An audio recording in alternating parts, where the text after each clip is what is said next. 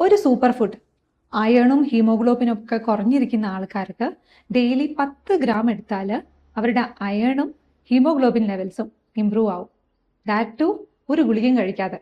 ഞാൻ പറഞ്ഞു വരുന്നത് ഹലീം സീഡ്സിനെ കുറിച്ചാണ്, അല്ലെങ്കിൽ ഗാർഡൻ ക്രസ്. ഒരു ഐഡിയക്ക് വേണ്ടി പറഞ്ഞുതരാം. പൊതുവേ നമ്മൾ അയണൊക്കെ കൂട്ടാൻ വേണ്ടിയിട്ട് ചീരയാണ് കഴിക്കുന്നത്. ഈ ചീര 100 ഗ്രാം എടുത്തു കഴിഞ്ഞാൽ അതിൽ 3 മില്ലിഗ്രാം ആണ് അയൺ ലഭിക്കുന്നത്.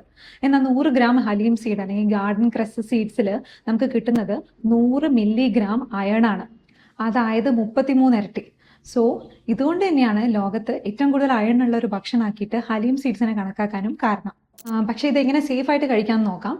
ഒരു 2 ടേബിൾ സ്പൂൺ ഹലീം സീഡ്സ് തലേന്ന് ഒരു 1/2 ഗ്ലാസ് വെള്ളത്തിൽ ഇട്ട് വയ്ക്കാം. പിറ്റേന്ന് രാവിലെ നമ്മുടെ ചിയാ സീഡൊക്കെ വീർക്കുന്ന പോലെ ഇത് വീർത്തിരിക്കും. കുറച്ച് ചെറുനാരങ്ങ നീരും ചേർത്ത് കഴിക്കുകയാണെങ്കിൽ അയൺ അബ്സോർപ്ഷനെ അത് എളുപ്പത്തിലാക്കും.